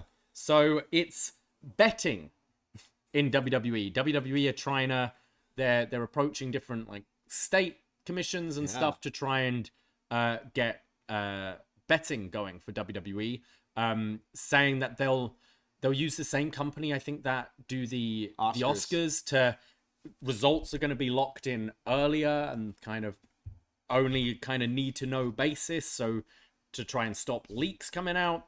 And the hope is you can then bet on wrestling matches. I've low-key become the wrestling expert, the wrestling nerd on Jim Richards' show on News Talk 1010 in Toronto, and they asked me to come on because of this story because they thought it sounded silly and ridiculous, which I think it is. I'm not someone who likes to gamble and bet. I just don't know how to use it. I've used it a few times, and it's always whenever we're with people. I have a $5, then I can do it. But trying to figure out the apps and stuff can be a bit too much for me, and my interest loses and stuff. But people bet on wrestling. People have been betting on wrestling for years and stuff. And to make this now like, oh, they're going to lock in results, and you're going to handcuff the results to a briefcase and walk around with it for weeks. Like, it sounds so stupid. It sounds like WWE, the search for more money. Wait, people are making money doing this, and we're not making money from people doing this? No. We need to change that. I think it's so stupid because what if someone gets injured? What if they need to change the thing? What if you're going to lock in? How long are you locking something in? You're locking in Roman Reigns is beating Cody Rhodes like last month. Yeah. And that makes it now able to gamble on like legally. This is just another way for them to make money. And I think it's really silly and really stupid, but people are already doing it anyways. So, yeah, I mean, I've got on our graphic Paddy Power from 2015 of betting for the Royal Rumble or Money in the Bank or something, whatever. Like this has been going on in the UK for a long time. I don't have a problem with whether it's predetermined or not. You can bet on who the next James Bond is going to be. You can bet on The Bachelor. You can bet on the Oscars. I've won money on betting that Bruno Mars would wear a collarless shirt at the Super Bowl halftime show. You know, there's all these things you can do. And I see gambling and betting as a way to make something a bit more fun. Okay, you're presenting me Omos versus Baron Corbin at WrestleMania. You're not. But like, let's say, for example, that's a match I have zero interest in. All right, I'm going to throw a few bucks on Omos to win. Makes it a little bit more fun. So I don't have a problem when people are going, oh, it's predetermined. That's so silly. There's been betting on like non-sports for forever, for a long, long time. But it's if it starts to like disrupt the booking and stuff like that. And I think on one hand, you could see it as a good thing because it's like, okay, you're committing now. You're committing to these long-term plans. But as you said, in wrestling, it's things like injuries, contract disputes, someone just catching fire. Imagine like 2014, you're presenting it as of January. Your thought is Batista's beating Randy Orton for the title at WrestleMania. Yeah. And the vocal like noise from the crowd for Daniel Bryan like got him into that position. If you can't change that, like that's Undertaker that same year. They made the decision on the day Brock Lesnar's breaking the streak. It's that kind of thing. When it's interfering with the creative side of the business, that could be a detriment to the company, is where I disagree. But throwing a few bucks on Cody to win the Royal Rumble or stuff like that, it's fun. See, that's where I disagree with that WWE getting involved. Like they just want to it's money. They don't care about your betting or whatever. They want to make more money doing things that they're not getting money for now. That's what it's about. And I love the people doing all that stuff. That's what makes it more fun. We did it at the Super Bowl and stuff. But people have been doing this forever. I mean, the WrestleMania 30, that streak, that's when I first found, like, that's when I learned about betting odds and stuff, because everyone that day was like, you see these betting odds change? And it was like, sorry, what do you mean? Well, the betting odds changed drastically for Brock to beat Taker, which seems stupid, unlikable, like unlikely. And that's when everyone went, huh, someone knows something. Wouldn't you know Brock beat Taker? And that's when everyone went, someone knows something, and someone's putting money down on something. The year Randy won the Royal Rumble, same the second thing. time, and he was in no talk. Yeah. And then suddenly he betting was odds on favorite to win that day. And that's why I don't look at the odds day off for wrestling. We don't look because it does so tip like your hand a bit. So like either, you know, with the Vince being out or whatever, and, you know, shady shit going on at WWE the past little while, clearly someone backstage was going, huh, you know, is it the sound guy? Is it the audio guy? There's no right way to figure out how to literally make this safe, because this is a fucking fake show. It's not real. So yeah, someone's always gonna know, because hey, whose music am I hitting? Whose fucking Titantron am I playing? Oh, it's Randy's. Okay, cool. Oh wait, you got a 21-1 graphic? 20. What do I need to do here? Okay, cool. Yeah, I'll make sure I don't tell anyone this. 500 down, Randy wins. Oh, I just made $5,000 or something like that. So there is no right way to like do this. You can compare this to Jake Paul and his boxing. I don't know much about boxing. I watch it once in a while. I can get into fights, real fights, fake fights, whatever you want to call it. But you're telling me that fight with Floyd Money Mayweather was not staged, or that the Woodley fight where the guy just gets knocked out? I'm not saying it's staged or fixed. There have been scandals in every sport. Exactly. And that's why, I mean, it's until recently, it's only just been legalized in like Ontario. Yeah. Betting. It's different. Like growing up in the UK, there's as many betting shops as there are dispensaries here. Like that's crazy. You can walk out a pub, go next door, place a bet. Like and that's always been the case. And now it's on your phones and everything. So for me, it's not overly crazy, but with any sport, obviously wrestling more so, because it's predetermined. And who's saying like a pissed off Randy Orton one day is like, nah, actually I'm winning this. Yeah. I'm kicking out. Yeah, exactly. Like Montreal Screwjob, like those kind of things. Like for me, I think back to that. I think it's Jake Paul versus Money Mayweather and Logan Mayweather. Logan Paul, right? It looked as if he was going down, and the clip is Mayweather being like, no. You're going down in the ninth, because that's when when he holds him up. Yeah, he holds him up. I'm like, clearly you have money on you in the ninth, and then wouldn't you know it, he went down on the ninth, and Mayweather wins a fuck ton of money on himself. Yeah, that's how this could also affect things. Like someone like working there could, again, it is so many different things. I find it so stupid and so silly. I don't find betting on wrestling stupid and thing. I think that's funny. You can gamble on anything. I've worked on shows about The Bachelor, about who we betting on this and that. Someone knows who won because it was taped a fucking year ago. So like this is something that's not new. As I said, like the casting of James Bond. Yeah. It's like people know who's auditioning for these things. Yeah. People know who's been given recalls, who have had screen tests and all that kind of thing. Yeah. People know this shit. Like you can bet on it.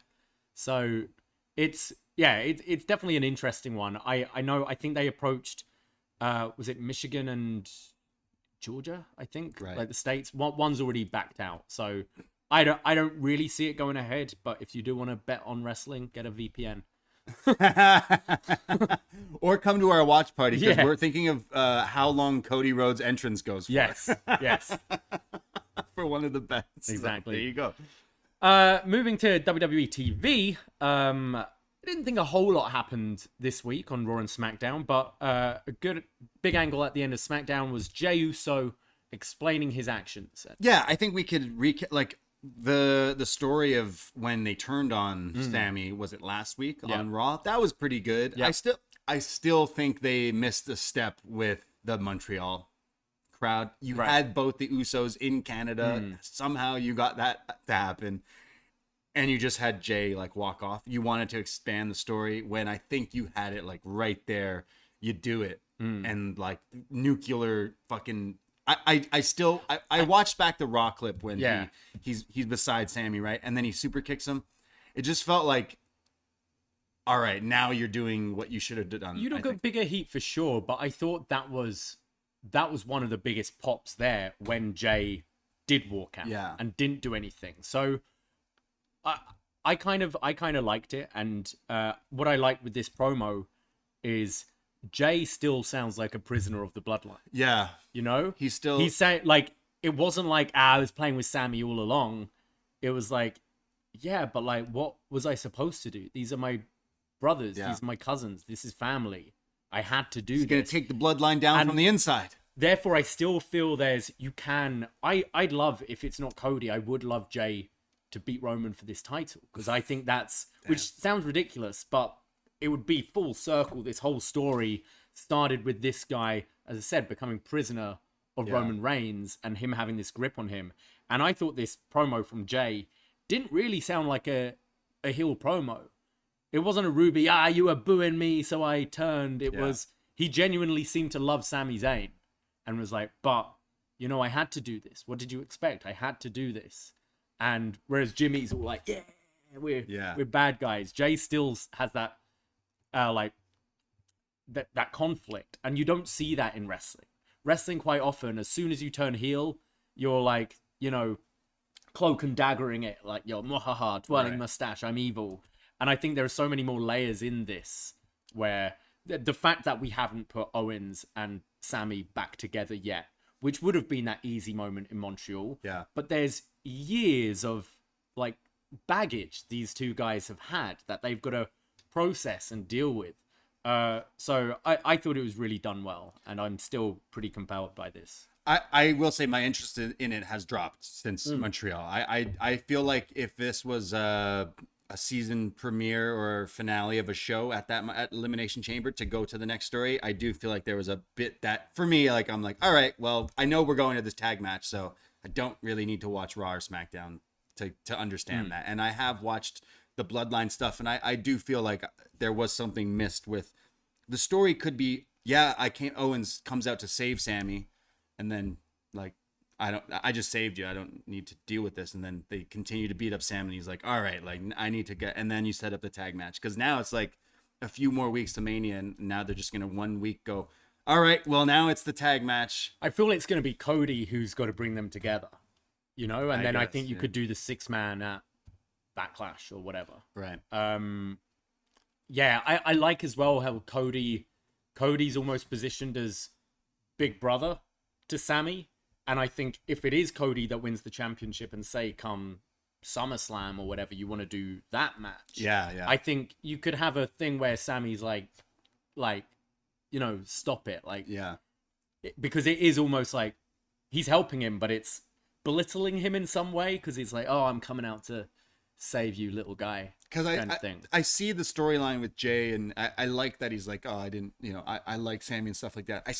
I think it would have made more sense if he attacked him then and been like, hey, man, what did you expect? Like, I had to. Roman's right there. Like, I think that would have made more sense. Like, Roman just isn't even, like, featured on TV. What do you care if he, like, there's little things that I'm like, if you just did it that way.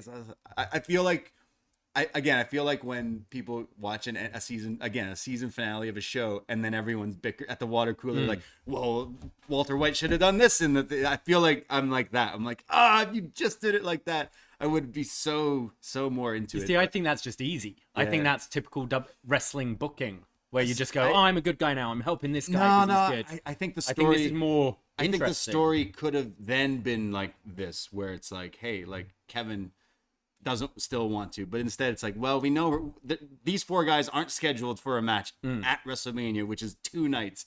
It's like, just denounce it. That's Tony Khan booking though. Nah, that's just, this is the match, you're getting it. I'm excited for the match. I applaud them for actually telling a story for But once. A month ago, we were like, oh, night 1's going to be main evented by this. No, it's not. Not at all. So, like, that's where I'm at with the storyline. I still think it makes sense. And I totally agree with, they need to go back to Roman and Jey. That's clearly the big thing. Cody not winning would make that like the next kind of match to do it. Jey winning the WWE Universal title from Roman, I just don't know if that's the thing. But they need to go back to that match. Whether it's for the title or not, I think if Roman is without the title, you could have Jey beat Roman to leave the family. That makes more sense. Freedom or something. I do think, because that's the story that started almost 3 years ago. That's still the story, yeah. And the fact that they are having Jey kind of play it this way is quite interesting. And I think that's a solid end to this story. Because like I do think Roman's beating Cody just to piss people off. A lot of people do. Yeah. But like if Cody beats him, you have Roman like titleless, and then like, well, I still have my boys, right, Jimmy, right, Jey, and they're like, nah. And and then he's like, wait, well, Paul, what about you?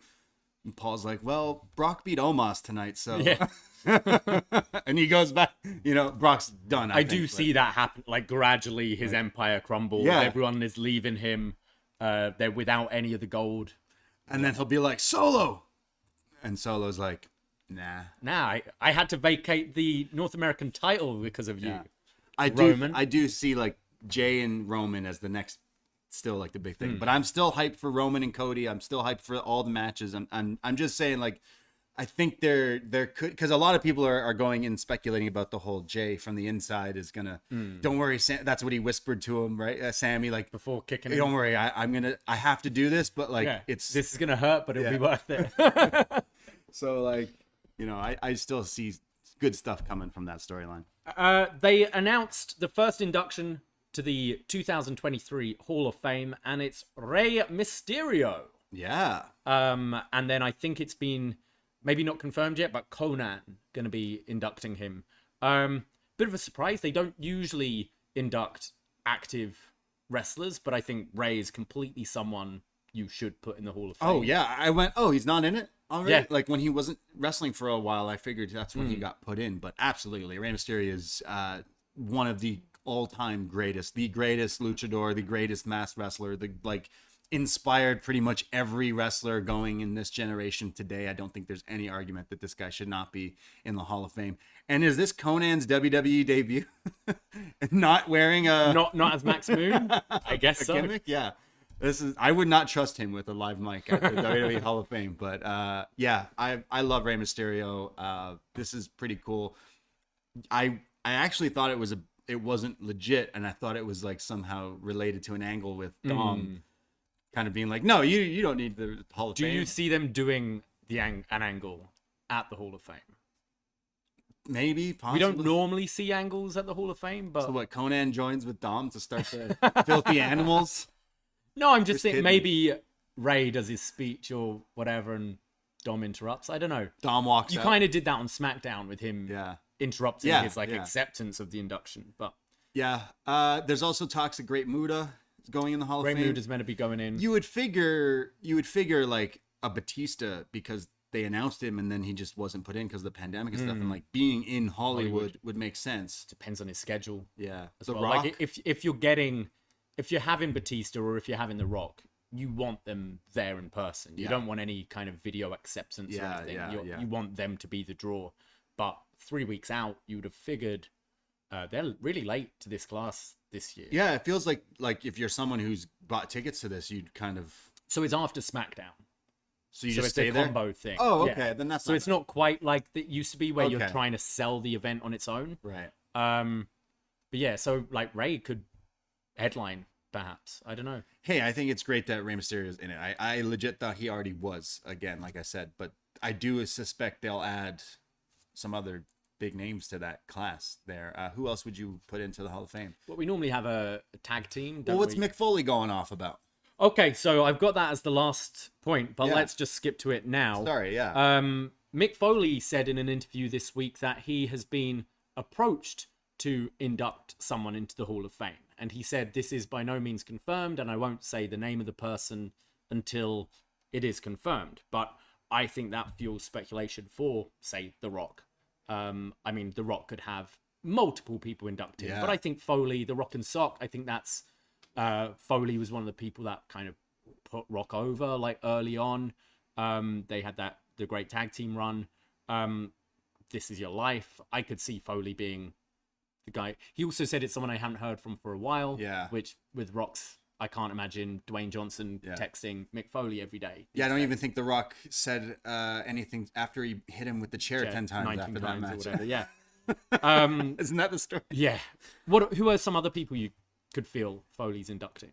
Like Terry Funk's in the Hall of Fame, isn't he? Terry Funk's in the Hall of Fame already. Thought. Next year is Philly, so like ECW people come to mind for next year. So it's not like you would be like a Tommy Dreamer or something this year. Like it's interesting. When I think of Mick Foley, that is just The Rock that I think of. So any tag teams he'd induct or anything like that? Like no. Dudley Boys. Dudleys are in already. I believe so. Yeah, that's right. So yeah, who else would Mick be inducting there? Paul Heyman? I don't even know who would. Heyman. Yeah, I don't really see a tie with those two though. And next year's Philly, so that's where you. Yeah. So like Rock, Hollywood. I'm surprised you hadn't really announced it yet. Yeah, that'd be a big selling point to. People would go just to go to that. So. For sure. Yeah. Anyone in the chat right now? Anyone? Have any ideas of who it could be? Well, who just point blank, like who isn't in the Hall of Fame that is like, oh, he should be in it kind of thing? Because like the fact that The Rock isn't is kind of weird. He's not an active wrestler, and they're still active. Rey Mysterio is still actively in storylines, so it's kind of weird that you would do that. But I see China going in. Oh yeah, okay. I think they just had the A&E documentary, right? Who WWE are tied with them. She's in the video game. Yeah. I think the way things have changed, I think I could totally see China being inducted, especially with like Rhea Ripley perhaps winning the title this WrestleMania and kind of the comparisons between her and China. Anyone else? Like there's so many people already in it. Someone in the chat, David Sykes in the chat says Rey should be the headliner. He's arguably the most influential wrestler of all time. I'm like, yeah, that's what I'm trying to say. I think so. He is, so like unless you're getting your Rock or Batista, like Rey is the headliner. For sure. Well, if it's Rey and Batista, like let's look at flights, bro. Like that's you're supposed to be my friend. Yeah, that instantly gives me like, yo, if Rey Mysterio and Batista go in together, like that's a huge Eddie Guerrero tribute thing right there, and like those two became really close friends around that time, and as someone who really was invested into those two around that time, that would make me want to watch that a lot. So. That would be pretty sweet. Rey and Batista going in. I don't see Batista and The Rock. And with the Mick Foley thing, there's a reason they haven't announced it yet. There's probably something going on.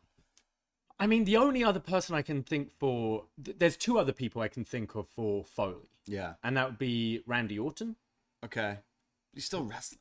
He's like younger than... He's still like younger than all these people. This injury, like he's been out a long time. True, okay. Like Randy and Triple H.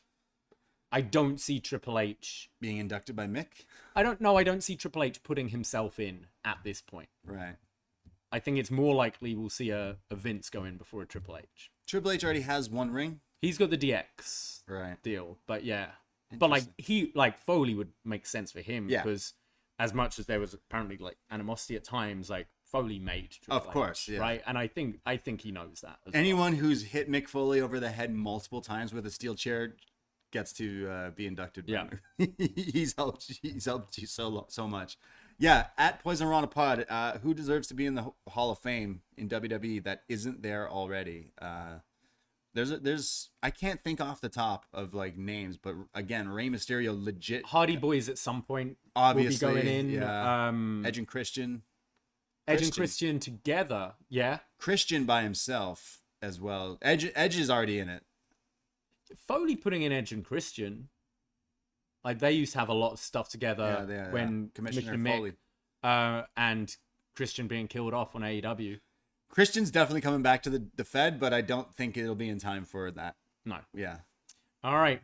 And then I've got one more news item on here where it looks like Sarray, her time in NXT, WWE, might be coming to an end. She went through the tunnel and never came back. Yeah.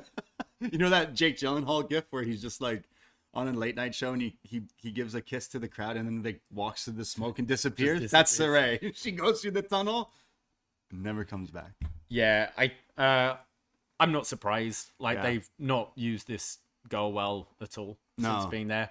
I'd say this is of like criticize 2.0 as much as you want. I do think they've made some stars now in NXT with your Bronze, with your Roxy's, your Tiffany's, I think they've got a pretty good class there. I'd say Sarray is a big L on Sean. Yeah, it's definitely a miss. Bringing her in as this like Sailor Moon Clark Kent character, like for those not aware, she would be the nerdy schoolgirl who goes through the tunnel and then comes out as a superhero. As silly as it sounds, I think that's something that would have clicked if you just did that. I think a few more times it would have caught on. It was kind of silly and kind of like, oh, they're going with the Japanese girl dressed as pretty much like a Sailor Moon gimmick, but like the girl wrestles really well. She's amazing. And she wasn't on TV enough for anything to get over. We've seen ridiculous gimmicks get over, but you need to like keep at it. And her wrestling speaks for herself. But yeah, I'd say during like Hunter's run in charge of NXT, he was pretty good of knowing how to book these foreign talents. Like, like Kenta Hideo Itami was plagued with injuries, so I wouldn't necessarily say that was booking's fault, but you look at Nakamura's run, you look at Asuka's run, you look at Io's run. They had fantastic runs in NXT where I didn't think the language was a barrier to them whilst in developmental at all. Whereas Sarray, like, I just don't think they knew what to do. They looked at her and like, all right, you're Sailor Moon. Yeah. And maybe she'll have a better deal on the other side now that she's out. Like, you know, like maybe she'll just be wrestling and wrestling, having matches. There's a lot of people on the indies and stuff like that. And do you see an AEW picking her up? That could be potential. She is good, and that drop kick where she murdered AEW people. and ROH or something. Yeah, there's potential for sure. I do think she was great. From just the glimmers of what we've seen, I was like, oh, okay.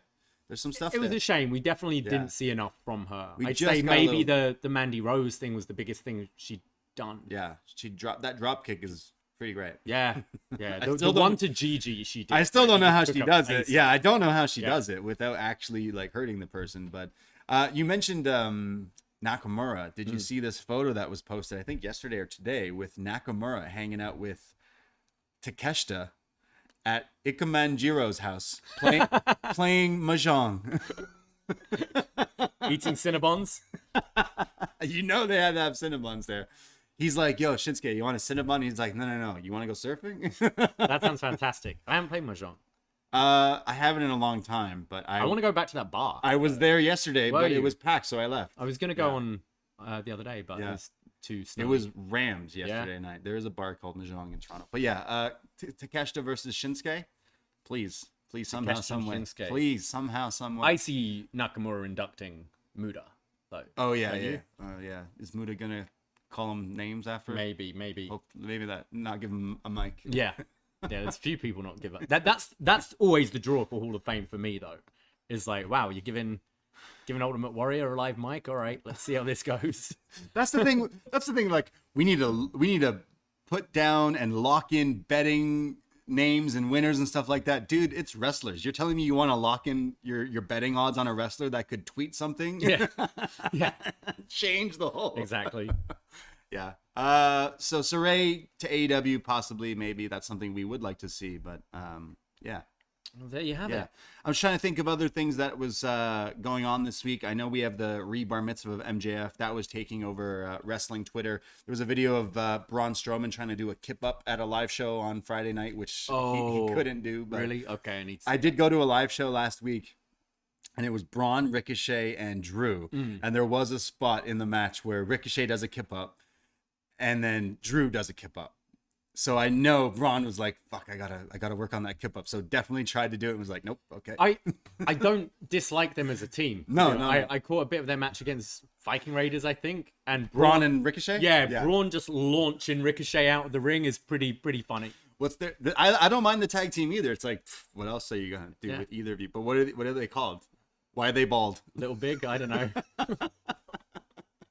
Yeah, true. Yeah. What was the team with Alexa? That was Little Big, was it? Little Big? I don't know. Yeah, true. Other things I saw, I mentioned briefly that GCW is coming to Toronto next week. They did do this IWS versus GCW show last night in Montreal, where Nick Gage surprise appearance, clearly meaning he's going to show up in Toronto. Clearly meaning he's got Drake on the case. That whenever whenever someone who has problems in their past can't get over the border, it was always Drake being like, "Don't worry, I'm going to get you to OVO Fest." Now it's like the Usos are back. Like someone knows how to get talent across the border somehow, some way. But that was making rounds as well. And then Cody Rhodes, I think in similar fashion, talking about how he loves to pirate AEW pay-per-views. He also mentioned he'd like to see his friend Matt Cardona back in WWE. Yeah, that was one I was surprised we didn't see at the Rumble. Yeah, perhaps. Especially with Chelsea Green. So you would imagine he is coming back sooner or later. And I guess the one thing we didn't really mention is the trios match that's coming up in Winnipeg. We thought maybe we'd be getting Jericho Kenny in a singles for Winnipeg. But were they not teasing that? Yeah. On the show on Wednesday? That's when I was like, the trios thing, like they're gonna have that face to face and they'll get that reaction. You've got Don Callis involved. Yeah. Part of me wouldn't be surprised if Callis joins the JS. What? Just leaves Kenny. I don't know. He's doing his thing with Takeshi. Yeah, he's doing the thing with Takeshi. But yeah, that should be like nine bodies in that match. That's going to be pretty crazy. I have a feeling that match is going to be nuts. Yeah. Because look who's in it. It's Jericho with Sami and Garcia. So clearly House of Black and the Elite. Yeah, there's going to be some nuts stuff in that match. Please have this be the end of the Elite, though. The Elite? Oh, like as the trios. Yeah. I have a feeling that's it. Move on. Yeah, something's got to happen that we spin off Kenny into something else, obviously. So I am looking forward to just Kenny and the Bucks kind of doing their own thing for sure there. Or is it leading to like more multi-man shit with like Jericho's thing? What are they going to do after this? You know, like they're not winning the trios titles, so maybe. No, please don't wish that into the atmosphere.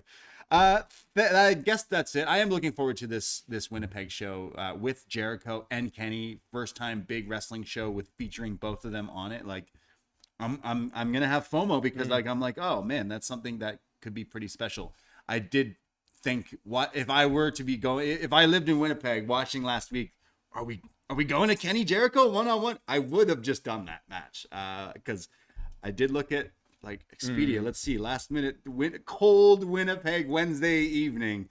It was not that bad. I was like, hey, maybe, but they did not announce that match. So I think we'll see it again in AEW though. But at some point, yeah, probably. Yeah, WWE's not been there in a long time either. So I think the crowd will be super hot. Yeah, looking forward to it. Yeah, I feel like they need to do more Canadian dates. Maybe at this show they announce their return to Canada with other stuff, Montreal or something like that as well. But yeah, that was the week of wrestling. That's it. Yeah. Get your tickets for the WrestleMania watch party, poisonrana.ca. You can also find our links to our Patreon, which you should subscribe to. It's $5. What are you waiting for? $5 a month. You get access to like 500 podcasts in that RSS feed there. It gets linked to your phone. You can get What's Next, Reviews from the Six, Up Yours. All the podcasts we do are on that feed, and it's only basically pennies per podcast at this point for $5. Jake in the chat's asking if we're watching the Oscars tonight. I probably will want to check out. There's some people I'm definitely. Are we betting on the Oscars? Is the better question. I've been really bad at watching the films this year. Yeah. So I'm actually going to work tonight, so I might put it on at the bar. Yeah. Something to watch. Nice. Yeah. Yeah, for sure.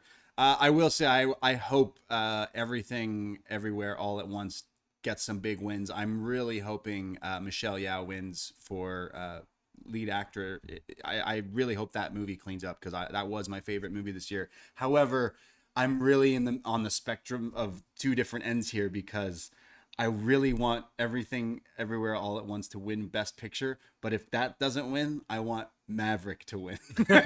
So I'm really just on the opposite sides there. But yeah, I will be watching after The Last of Us finale tonight as well. Oh, excited for that. There's bars doing watch alongs. Really? Yeah. People are hyped. Shout out Pedro on Hot Ones. Oh, yes. We watched that yesterday. Yes. He's excellent. He's fantastic. He could not handle it. Yeah. He died on that show. It's one where he thinks he's got away with it, and then he's like, oh. Thanks everyone for listening and hanging out in the YouTube chat. If you haven't, click subscribe on YouTube. I know you have Instagram. Go follow us on there and Twitter at Poisonrana Pod, but poisonrana.ca for all the links of all the stuff we do. Thank you. I myself, Braden Herrington. You can find me Twitter, Instagram at the Bray D. And you can find me at Davie Portman. Join the Facebook group. I will be putting up a link for some comments and question thread for Detox coming up this week. I will be returning with Jordan, so look forward to that as well. Looking forward to your questions. That's it. That's all. Take care. Goodbye. Be safe. And I'm excited for the bar mitzvah. So shalom Shabbat. Ahoy!